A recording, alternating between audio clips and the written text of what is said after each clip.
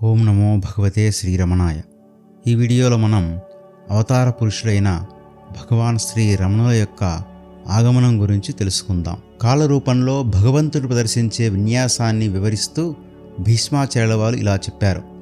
వాయువశంబులై ఎగసి వారిధరంబులు మింట కూడుచు పాయుచు నుండు కైవడి ప్రపంచము సర్వము కాలతంత్రమై పాయుచు కూడుచుండున్ ఒక భంగి చెరింపదు కాలము అన్నియున్ చేయుచునుండు కాలము విచిత్రము దుస్తరము ఎట్టివారికిన్. ఆకాశంలోని మేఘాలు గాలికి ఎగిరి పరస్పరం కలుసుకుంటూ విడిపోతూ ఉన్నట్లు ఈ ప్రపంచంలోని ప్రాణికోటి సమస్తము కాలచక్రం వల్ల కలుస్తూ విడిపోతూ ఉంటుంది. ఒక పద్ధతి ఉన్నట్లు కనిపించదు. కాలమే అన్నిటికీ మూలం. కాలం విచిత్రమైనది. ఎంత వారైనా సరే ఈ కాల ప్రవాహాన్ని దాటలేరని పేర్కొన్నాడు. అందుకే మన సనాతన ధర్మం దారిద్ర్య రోగ దుఃఖాని బంధన వ్యసనాని చ ఆత్మాపరాధ వృక్షస్య ఫలాన్యేతాని దేహినాం. దారిద్ర్యం, రోగం, దుఃఖం, బంధనం, వ్యసనం ఇవన్నీ పూర్వం చేసిన దోషకర్మలనే వృక్షం నుంచి లభించిన ఫలాలేనని పేర్కొంది. కానీ మనం అమాయకంగా అన్యులెవరో మనకు ఆపదలకు కారకులన్నట్లుగా ఆవేదన పడుతూ ఉంటాం. అయితే ఈ కాలభుజంగపు కాటుకు అందరూ బలి కావలసిందే. అందుకే ఎంతటి వారైనా ఈ కాల ప్రవాహపు తాకిడి నుంచి తప్పించుకోలేరని భీష్మాచార్యులు తేల్చి చెప్పారు. కాలం కావడిలాంటిది. కష్టసుఖాలను సరిసమానంగా మోసుకొస్తుంది. సుఖం ఓసారి ముందుంటే దుఃఖం మరోసారి ముందుంటుంది. కష్టాల్లో కన్నీళ్లలో ఆంతరంగిక ప్రక్షాళనకు తోడ్పడే ఆధ్యాత్మిక ప్రబోధమేదో దాగి ఉందని మనం అర్థం చేసుకోవాలి. ఈ కాలగమనంలో దీర్ఘ విరామాల మధ్య ఈ లోకంలోకి ఒక వ్యక్తి అప్పుడప్పుడు అడుగు పెడుతుంటాడు. అతడు నిస్సందేహంగా మరొక లోకం నుంచి వచ్చే బాటసారి. అతడు ఎంతో దూరాన ఉన్న తన లోకంలోని దివ్య వైభవాన్ని, శక్తిని, తేజస్సును కొంత ఈ దుఃఖమయ ప్రపంచానికి కొని వస్తాడు. అతడు మానవుల మధ్యనే సంచరిస్తాడు. కానీ ఇక్కడ అతనికి స్వస్థలంలో ఉన్నట్లు ఉండదు. అతడొక యాత్రికుడు, కొత్త వ్యక్తి, కొంతకాలం మాత్రమే గడపడానికి ఈ లోకంలోకి వచ్చినవాడు. అతడు తన చుట్టుపక్కల ఉన్న మనుష్యుల జీవితాలలో పాలు పంచుకుంటాడు. వారి సుఖ దుఃఖాలలోకి ప్రవేశిస్తాడు. వారితో పాటు ఆనందిస్తాడు, దుఃఖిస్తాడు. కానీ వాటన్నిటి మధ్య తానెవరో, ఎక్కడి నుండి వచ్చాడో, తన రాక యొక్క పరమార్థమేమిటో ఎప్పుడూ మరిచిపోడు. తన దివ్యత్వాన్ని ఎన్నడూ విస్మరించడు.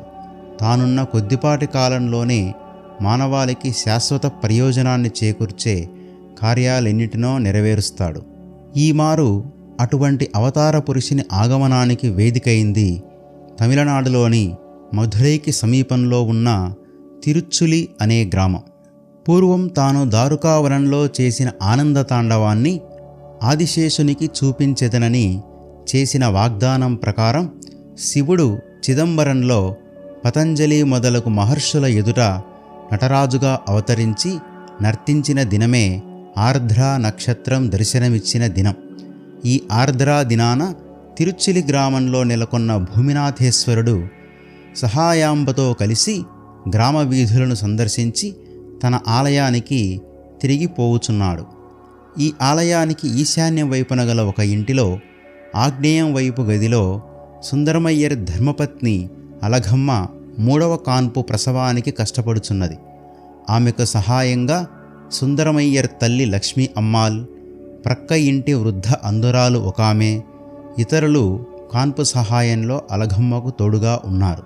ఆ దినం క్రీస్తు శకం 1879 డిసెంబర్ 30వ తేదీ రాత్రి 12 గంటలు దాటింది. కావున 31వ తేదీ 1 గంట సమయంలో పునర్వసు నక్షత్రంలో కలిసి చంద్రుడు విరాజిల్లుచున్నాడు. భూమినాథేశ్వరుడు ఊరంతా తిరిగి ఆలయంలోకి ప్రవేశించకుండా కొద్ది సమయం గోపుర సమీపంలో ఆగాడు. ఇంతలో అలఘమ్మకు మగబిడ్డ జన్మించాడు. బిడ్డ జన్మించగానే సుందరమయ్యర్ తల్లి ఏడుపు ప్రారంభించింది. ఎందుకు ఏడుస్తున్నావు అని ఆ అంధురాలు అడిగింది. దానికి ఆమె, మా తల్లి లక్ష్మి చనిపోయిన తర్వాత ఆవిడ కొడుకు రామస్వామి ఇక్కడే పెరుగుతున్నాడు కదా, మొదటి కాన్పు ఆడబిడ్డ చనిపోయింది, రెండవ కాన్పు నాగస్వామి కదా, ఇప్పుడైనా ఆడబిడ్డ పుడితే రామస్వామికిచ్చి పెళ్లి చేసేవాళ్ళం, సంబంధం నిలిచి ఉండేది. కానీ నాకు ఆ అదృష్టం ఏది అని చెప్పి వాపోయింది. ఊరుకో, మగబిడ్డ, బంగారు బొమ్మ, దివ్యజ్యోతి, సముద్రంలో తేలిపోతున్నాడు. నాయన అవతారం చూడ్డం లేదా? చూసి కూడా ఏడుస్తావా? కళ్ళతో చూడకుండానే ఆమె చూసింది. లేక పుట్టిన పిల్లడు ఆమెకు తన నిజరూపం చూపించాడు. ఆయన పుట్టగానే ప్రసవానికి సహాయం చేసిన ఈ వృద్ధమాతకు జ్ఞానచక్షువును ప్రసాదించి అవతారాన్ని గుర్తించేటట్లు చేశాడు. దివ్యజ్యోతి కాక మరేమిటి? దాన్ని చూడమంటున్నది ఎవరు? కళ్ళు లేని ఆవిడ. చర్మచక్షువుల లాభం లేదని అర్థం. అందరికీ దీన్ని చూడగలిగే కళ్ళను ఇవ్వడానికే కదా ఆయన శరీరధారణ చేసింది. అందుకే ఈ నాయన అవతారం అని పుట్టిన క్షణాన్నే అనిపించుకున్న మహాశిశువు ఈయన. శిష్యులు వృద్ధులు, గురువు బాలుడన్నారు దక్షిణామూర్తిని. నిజానికి అప్పుడు ఆయన బాలుడు కూడా కాడు, పొత్తిళ్లలో శిశువే. ఈ వీడియో మీకు నచ్చినట్లయితే లైక్ చేయండి, షేర్ చేయండి. ఇలాంటి మరిన్ని వీడియోల కోసం ఈ ఛానల్ని సబ్స్క్రైబ్ చేసుకోండి. మీ అభిప్రాయాన్ని కామెంట్ల రూపంలో తప్పక తెలియజేయండి.